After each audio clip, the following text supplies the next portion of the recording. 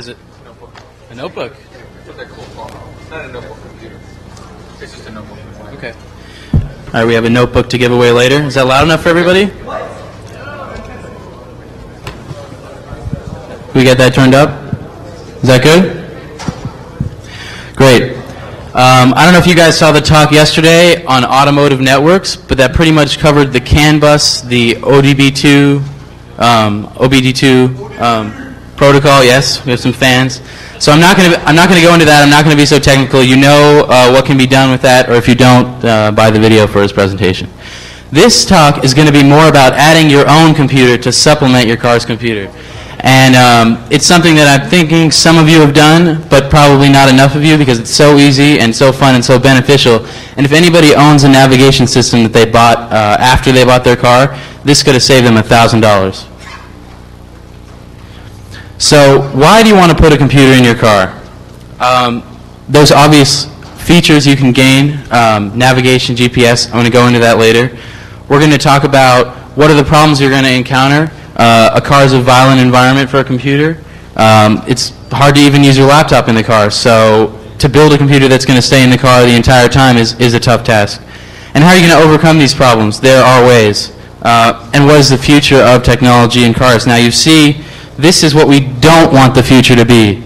Okay? Windows has been at this since 2002, right? I wanted to show you a video. You can go to that address that you see up there. I'll give you the link later if you can't read it. They basically want Windows to be in every car, and we want the Penguin to be in every car. All right, or BOS. So why, what, and how are we going to do this? The features you can get by adding just a regular PC, Linux, Apple, whatever you want, it doesn't matter, to the car. You can get MP3 playback. It can replace your stereo completely. In fact, in my car it is. And if you'd like, after the presentation, we can head over there. It's parked in the front. I'll show you everything. We've got navigation capabilities. Some Microsoft products you can use if you like that. There's Garmin makes a navigation software. And you can basically replace and do even better than a navigation system can do. And the data's in your computer. You don't need to pop in a DVD. You can do war driving with a GPS, and a lot of people do, but they usually do it with a laptop. You can have it built into your car. Every time you drive somewhere, everywhere you go, access points being logged. DVD and MPEG playback is always fun, and that's something that some navigation systems can do. This car computer can do it. You can also control your vehicle's devices, windows up and down from the touchscreen in your dash, air conditioning on some model cars. This is exciting stuff. The costs, you can spend easily over $2,000 on a DVD player, a navigation system, the audio stuff in your car. I know a lot of people are probably into that. Over $2,000 for a touchscreen LCD type of system, and it's a lot of installation and expense. A homemade car computer with GPS and a touchscreen LCD, which I'll show you where you can get that, is going to be around $1,000. That's not including installation, which you're going to have to do yourself, but it's easy, trust me. Why should you do it? Because you can. That's the attitude of a lot of people here at DEF CON, and I think you should take it up in relation to this. You're a geek, you love computers, that's why you're here, and what's one more computer that can satisfy your needs better in the car? A laptop is great, but it's not permanent, and there's a lot of features, a lot of things it can't do. Desktops are great, but they take up a lot of space, they're noisy, they use up a lot of power, and it's kind of ugly to have a big beige box in your trunk, and that's no good. And if you do have a big beige box in your trunk, it's going to be modified anyway, so I'm going to call that a carputer too. It's cheap, it's easy, it's fun, and if you saw Adam Bresson's talk, you should just do it. It's basically just a bunch of COTS, commercial off-the-shelf products, that you're going to integrate in a way so that you can utilize those products together and get all these features that you're looking for. You're going to want a DVD drive. This is just basic stuff. I'm not going to teach you how to build a computer. You know how to do that. But I'm going to teach you how to choose the right parts for a car computer. You're going to want a GPS unit. I'll give you the manufacturers later. A Wi-Fi card. I have a USB Avaya. It's basically an Orinoco Gold in a USB enclosure, which makes it real easy to put in the trunk. You're going to want an LCD, some sort of interface, a touchscreen, a wireless keyboard. I personally have a Griffin PowerMate. I can change songs. I can change applications. I can sort of scratch the song a little bit while I'm driving. Yes, mobile DJ. Awesome. So for power, you need a way to give this computer either AC power, which it'll then convert to DC power, 12 volts, 5.5 volts, I forget all the voltages, but you're going to need to either get a DC to DC power source, or you're going to need to get an inverter for the car. And sometimes, if you want to get an inverter that's powerful enough, if you're running a subwoofer, if you have amps for the speakers in your cars, you're going to go ahead and maybe even need to upgrade the battery, but that's a more advanced use, right? So choosing the right parts, you need to choose a good case for this computer. Personally, I have the MSI Mega. It's a hi-fi stereo and bare bones PC in one with motherboard. It's selling for like $150, so definitely a good buy. It comes with a power source. The shuttle PCs, I'm sure some people have those or have seen them. You can go with any mini micro ATX. They're small, they're easy, they don't use a lot of power, and as long as they have the onboardness that you need, audio out, video out, even a tuner card would be great. And you want to choose something that's going to be easily expandable later. Lots of USB ports, get a USB hub, things like that. For the power source, you're going to want to choose one that's quiet, that runs cool. Your trunk is a really a hot place, and especially if, like I drove to Las Vegas and I barely made it. My computer was whining. There was some beeps coming from the inverter. I don't know what's going on, but the trunk was very hot. There's DC to DC power sources specifically made for car computers. You can pick them up. They're usually a little bit expensive, so I don't have one yet, but you can use those, and you can also use those with an automatic turn-on, shut-down board that'll allow you to have the computer start when you start the ignition and shut down when you turn the ignition off. For the hard drive, see, I'm just going to go through a couple of these components, the most essential components. You want one that's quiet and cool running as well, but you need a reliable hard drive. I don't know, some people like Maxtor, some people like Western Digital. Personally, I have a Maxtor. It hasn't had any problems, but you may want to investigate further some sort of a device to slow down the vibrations, because inside a car, I'm expecting my hard drive to crash at any moment. It's really rough, and I drive a Mustang, which is not very smooth. What's that? Okay. If you've got lots of money, or you want to go with a smaller computer, you can get a solid-state drive, like a compact flash drive with an IDE converter or something like that, and that will solve the hard drive problem completely.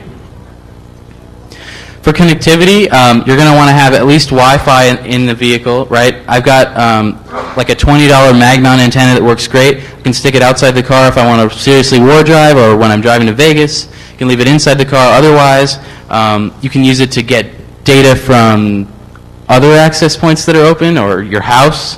Bluetooth is fun because you can hook your phone up, and with some software applications you can have it mute the stereo if you get a call, play through the speakerphone. Bluetooth is just fun. GPS is a must. It's getting less and less expensive.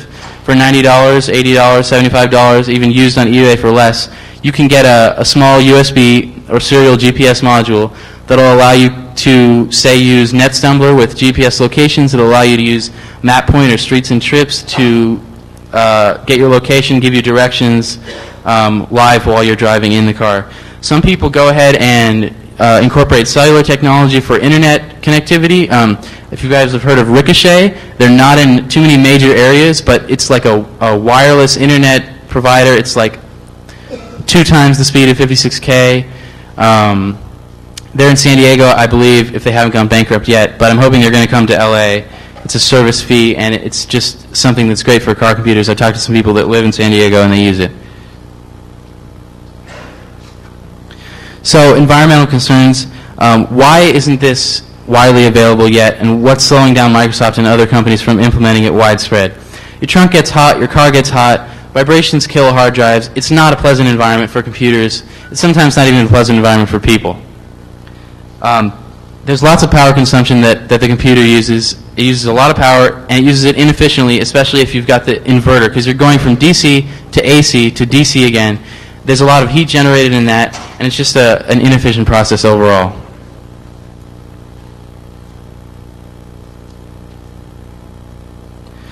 All right.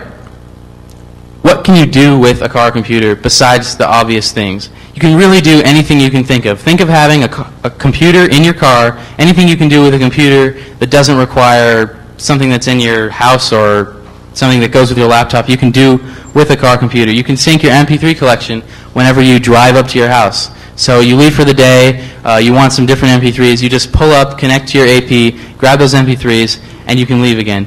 You can download news, weather, traffic information. If you've got subscriptions or an account to some of these Wi-Fi access points that are located all over at our favorite coffee shops or random people's houses. You can use OBD2 to diagnose your car's problems, and you can use aftermarket alarm systems like a Clifford system. They're an alarm maker to control your windows, your car's devices, your headlights, your alarm. You can set parameters. You can just completely configure them. It's meant to be used on a laptop that's plugged in once in a while, but if you leave it on, it becomes a very powerful tool to be used in the car. I forget the name. It's a Clifford program that you can get when you buy the alarm. So software is really the missing piece in the puzzle. There's some open source initiatives. There's some utilities for Linux that are basically GUIs over popular MP3 players, DVD players, whatever you like. Write your own software. The community is really missing out because there's no good software that takes care of everything nicely. All people have written so far are sort of small utilities. They're bulky. They don't support touch screens. They don't run on the platform you want. So it's very important that we get out there and write some good software if we're going to beat other companies to the punch on this. Do some research. Best way, Google it. mp3car.com is another resource. You can go in there, you can check the forums, you can talk with people, you can just basically see what other people have done. There are some amazing cars out there. If you know how to fiberglass, you can basically install anything you want into your dash. I've seen LCDs in the dash, small character displays in the dash, wireless keyboards in the visor, just complete control consoles. There's been 15-inch LCDs mounted in the dash, overhead LCDs. There's a wide variety of things that have been done. I've seen about 1,000 different cars that this has been done to, but it's still not widely known. Every time somebody gets into my car, what's that? Why is there a touchscreen in your dash? Why is Windows starting up? Why is Linux starting up? And I'm going to go ahead and open up it for some questions. This is mainly about research. You got to get out there and do your research. You got to get out there and just do it. It's easy. It's fast. You can do it with a cheap little computer. You can do it with a big computer. I think I have a Pentium 4, 2.4, 2.6, something like that in my computer. You don't need a lot of RAM unless you're going to be watching DVDs or photoshopping in your car. I don't know. So, but you can do anything in your car. I frequently wait for people, and I just sit there and play a video game, surf the internet if there's an AP around. So let me take some questions. I have something to show you over there that's awesome, and you can use that in your car if you can find one, which I'll show you in a minute. But go ahead and ask your question. How about cold for those of us in the northern states? Cold, the question was, how does cold affect the computer? I think cold is going to be less of a threat than heat because the computer's already getting hot. I'd be worried more about moisture. Moisture is terrible. Your car usually is pretty good about keeping the outside out and the inside in, but if you want, you can go ahead and put the computer in a more secure place, sort of not out of directly underneath where the trunk opens, because that's where water is going to get if it gets anywhere. Questions? I had a question about LCDs. Now because of cheapies and they can't see inside. What's the contrast ratio for inside a car daylight? Okay, he's asking about the contrast ratio on LCDs. He picked up some cheap LCDs. I seem to think that mine is 400 to 1. It's not so expensive because so many people are demanding these that they found them, and on the forums on mp3car.com you can find them. You're looking around $250 to $350 for a color 7-inch widescreen LCD touchscreen, which is going to be serial. It's a little bit more expensive for USB. Brightness is also super important. 300 nits is the minimum, I would say, because in daylight that's even going to be sort of fuzzy. If you've got tinted windows, that's a plus. If you don't tint them.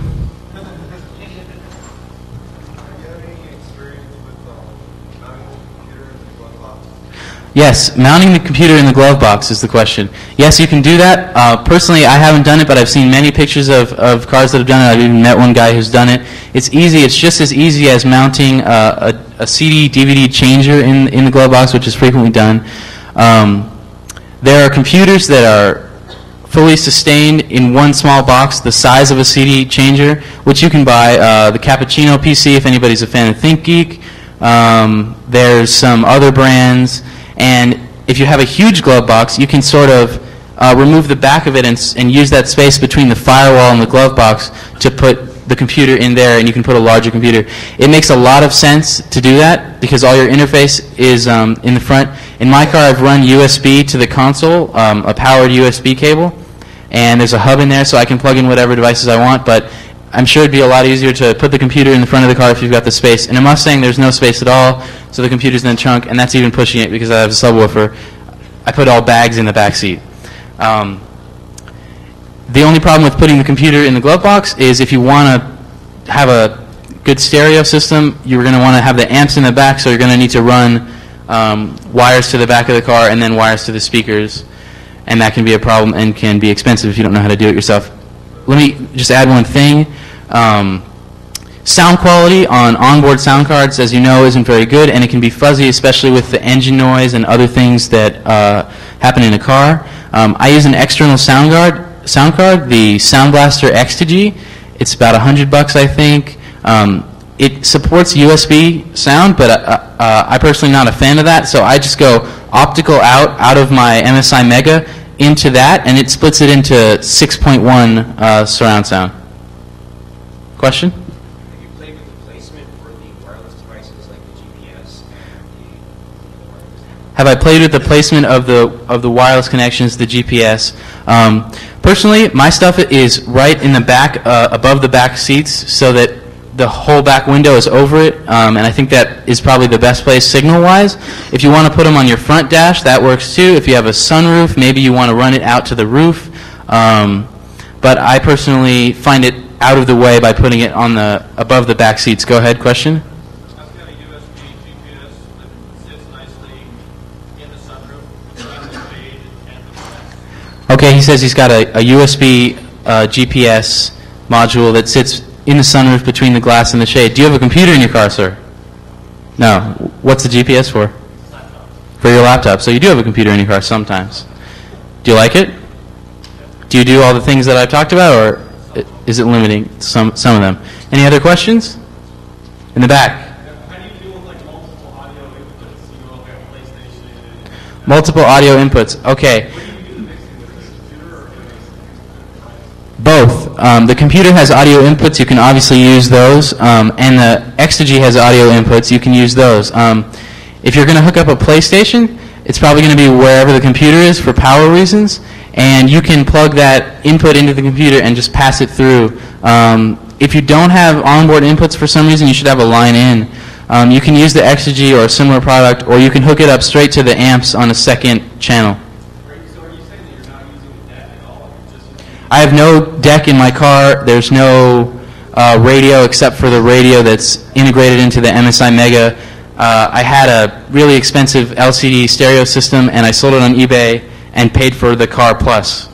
Paid for the car system plus some. I know you mentioned a lack of software. What do you use to drive the touchscreen interface in your car in order to control the The touchscreen interface is an ELO touchscreen. It's got Windows drivers, so that's what I'm using it with. There's some Linux drivers for it, but they're tough to use and they're poorly documented as far as I've seen. There's other brands of touchscreens that may work better, but the touchscreen is not going to be the problem. The problem is going to be, say, which wireless keyboard are you going to use, what other interfacing devices are you going to use. The touchscreen is easy. It never breaks down. It's serial. Even though I'm not a fan of serial devices, it works fine. Question in the back. Head-up displays? A while ago, I heard about somebody who had got it to work in a Cadillac, I think.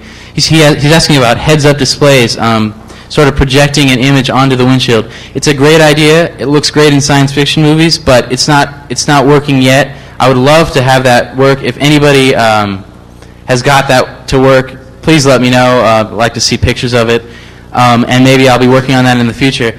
I've always wanted to put a projector in the car and somehow project an image either out the back or onto the roof or onto some sort of piece of glass, but it hasn't happened yet. Question? Have you seen systems where people put like a stalk and a harness, like a wiring harness, you take your laptop, Velcro it to a harness, like a wiring harness, and take it out of the car?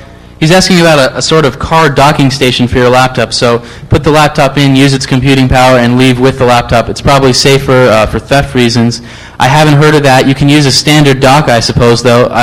This IBM laptop has a dock, which can be, I guess you could sort of screw it onto the side of the car and just mount it there and use the LCD with the VGA out. It's really up to you. Anything you can think of, you can usually do in a car. A lot of people are like, well, you can't run wires in a car. Yes, you can. All those little plastic pieces come right off. I'm not a car expert. All I have is the manual to my car and the schematic wiring diagrams. Question? Have you ever dealt with the display of the car deck? They can display in on the car deck. Have I ever dealt with the display in on the car deck? Yes, a lot of people use an expensive flip-up screen, sort of, with an aux in. You can do that, and you can use a composite monitor. You can use a television. You can use whatever you want. But there's two problems with that. One, you need to have the video out on your computer, which can be tough for small computers. The MSI Mega does not come with a video out. You can add a card, but it's got to be low profile because it only has one PCI slot and it's low profile. Two, the resolution isn't so great on those, and you're going to end up having to make all the text bigger because it's fuzzy. It's like trying to read, an 800 by 600 computer monitor on a small TV screen. It's only good for video and MP3s if you've got like 5 lines. What if it's just like one character length? So it's Like an LCD, like a small, regular LCD with just a character display. Yes, you can absolutely do that.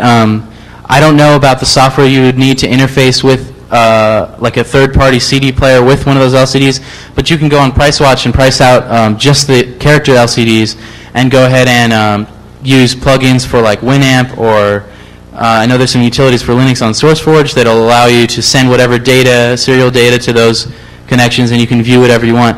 I saw an M3 which had been done with one of those, and it was great because he could have all sorts of information on the steering wheel in the small LCD. Go ahead.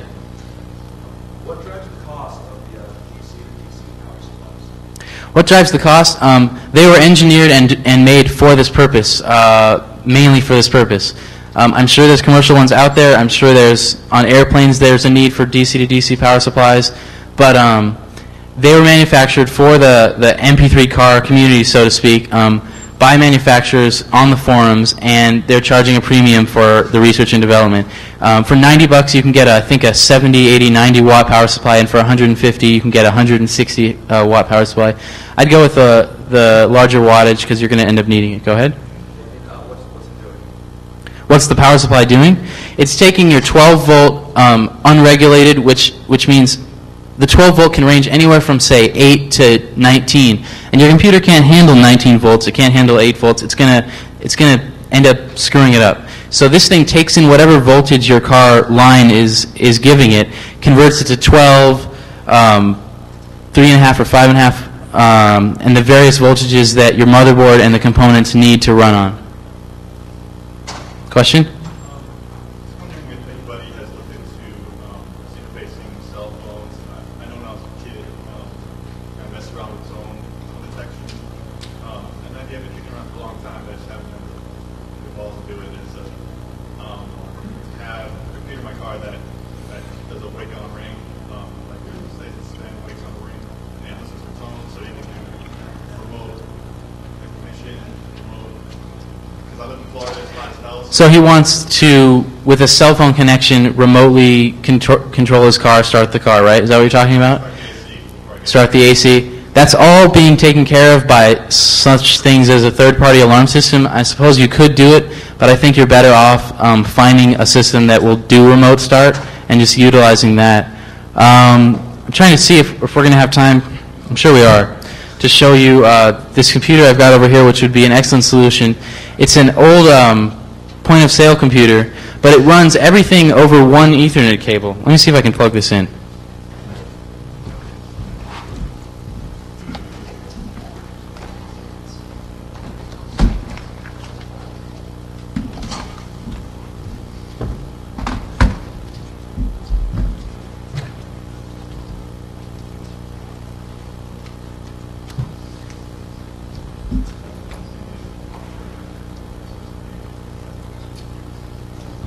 So this is the computer, right? It's a 333, I think it's an Athlon. It's got a 6 gig hard drive. It just sits in this little small laptop type thing. It's got one Ethernet jack, right? And this Ethernet jack connects to that touchscreen monitor, which also has a card reader, a mag stripe reader, and a keyboard attached to it. You could put that in the dash of your car, put this wherever really you want, and have everything you need. These things aren't cheap. I picked this one up at some sort of hardware sale. It was cheap, it was broken, and I fixed it. But you can find these. This is the Javelin, I forget the model, but there's only one.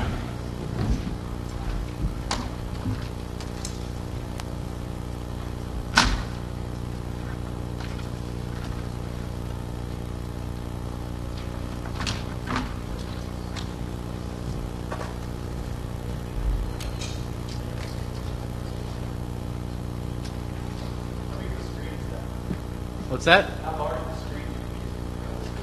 In my car, I have a 7-inch screen. This is a 12-inch screen.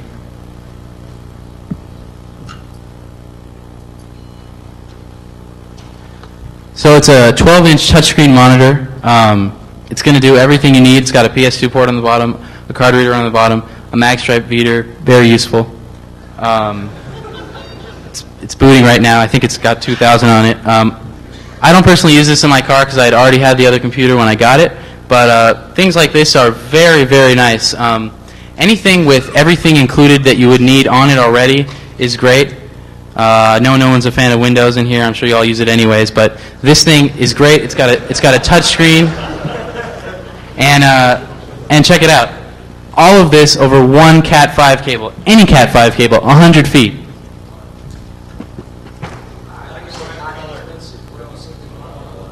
These things? I've actually never seen them for sale except for the place I bought them, but you can look them up. They're Javelins. They try to sell them to restaurants, but if you find a broken one or an old one or anything similar to this, I took this apart. I mean, it used to have like a cash register and all sorts of other shit, but all you need is the computer and the screen.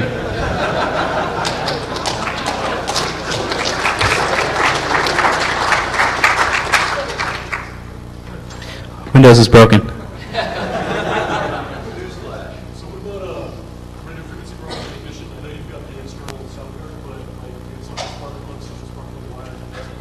I haven't had a problem with my spark plugs. The question was, do I have special spark plugs, anything special in the engine to prevent engine noise or noise in the electrical system with the computer?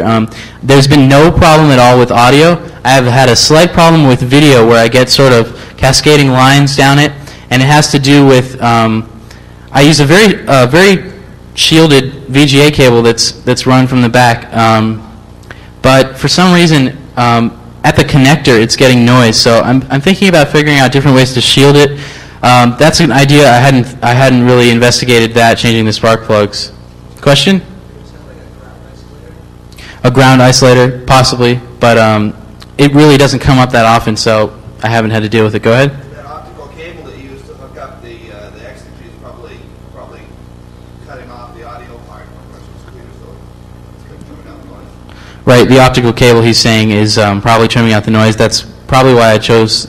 It's why I chose optical, but I think it also helps just to have that audio out of the car in general. I could somehow run optical, I'm sure, to the amps, but that intermediate step of the extigy is really helpful for audio quality. Is there a question over here?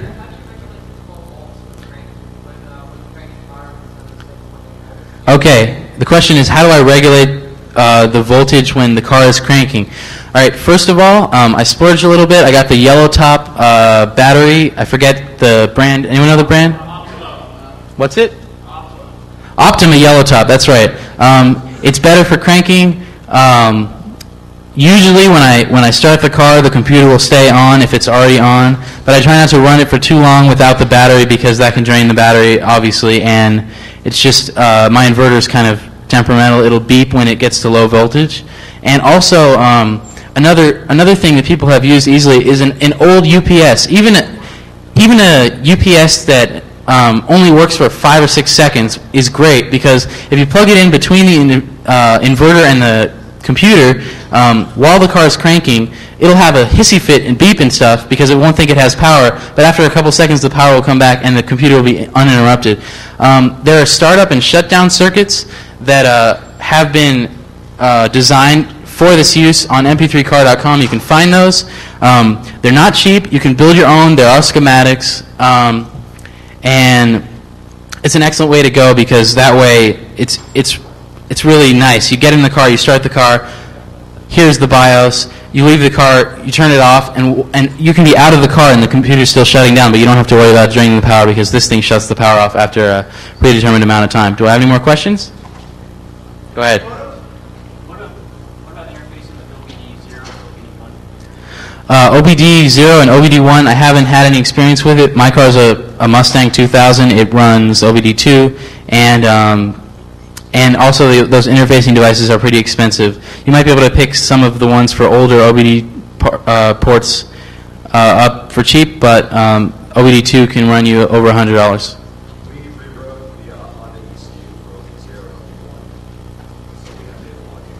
Okay, cool. And also, if you guys saw Automotive Networks, he completely covered everything you could ever want to know about OBD2. Very interesting talk, and that's kind of why I cut out some of the more technical parts of OBD2 and the CAN bus. I had a question about photos in the middle. You know what? I had some photos, and I couldn't find them to put in the presentation. Tell you what, go on MP3 Car, check out the examples there, and you can search for my name, and you'll probably find some of my posts, Max Mullen, and you can see the pictures there. Question? Any more questions?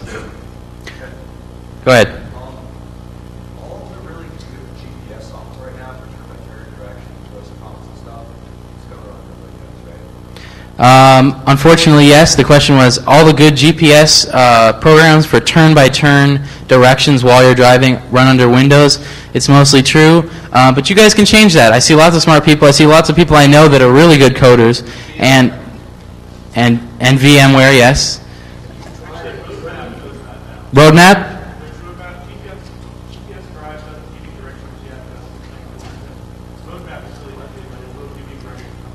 And Roadmap runs on Linux. Have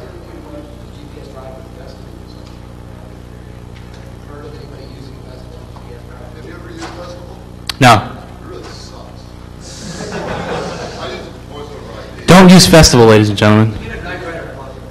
Yes, the Knight Rider plugin. Yeah, that's another thing that's great about these things. You can skin them any way you want. There is a Knight Rider skin. There's a Mustang skin. There's a Linux skin. There's I think somebody made a SourceForge skin. I don't know. Anything you want, you can get on the car. You can get a skin by the brand of your car, and you can have a big Mercedes logo in the front. You can have whatever you want. Go ahead. What software have you seen used or most popular for the turn-by-turn navigation? It's Streets and Trips, I think, with a plugin that somebody wrote, because I think Streets and Trips limits you to a one refresh of the GPS data every second or every few seconds. Somebody's written a small script that is integrated into that and refreshes it very quickly, and Streets and Trips is useful for that. Streets and Trips, at least the version I have, doesn't do turn-by-turn direction.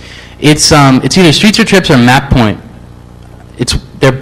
They're in the same line of products. One's the more expensive one, one's the cheaper one. And with the right plugins, with the right additions, you can get it to do live directions. You can get it to show your GPS, and you can even get it to pass that GPS to NetStumbler at the same time. Right now in my car, I can do one or the other, either GPS navigation or mapping Wi-Fi hotspots with GPS information. Go ahead. When you're evaluating a solution, you want to go by with a company with a good reputation that's going to be updating their map database, let's say. That's right. That's very important. He's saying You don't want some fly-by-night company. it's important to get a big company when you're choosing the version of navigation you're going to use, so that they'll update their maps. Personally, I have the Action Pack. I work at a company that deals with a lot of Microsoft products, unfortunately, but I get Map Point for free. And that is definitely going to be updated, in every version. And it even goes on the internet and checks for conditions. I drove over here from LA, and when I got the directions, it told me there was road construction between Victorville and Barstow this month. So it's very helpful to have these things in the car. Any questions? Go ahead. Do you know anyone who's using Linux, like they've used the interface of like Frevo or MidTV before? Question is Linux Myth TV in the car possibly? No, I've never seen that. Yes, it's a great idea. Yes, you should do it. And I would hope to see that next year. Maybe we'll have a Hack Your Car too. That's right. Thank you all for coming to the presentation. I'd like to thank Dark Tangent for throwing such a great con, Dead Addict for picking my speech, LA 2600, DC 213, even though I haven't been to a meeting yet, and everybody else. Have a safe drive home today. Thank you.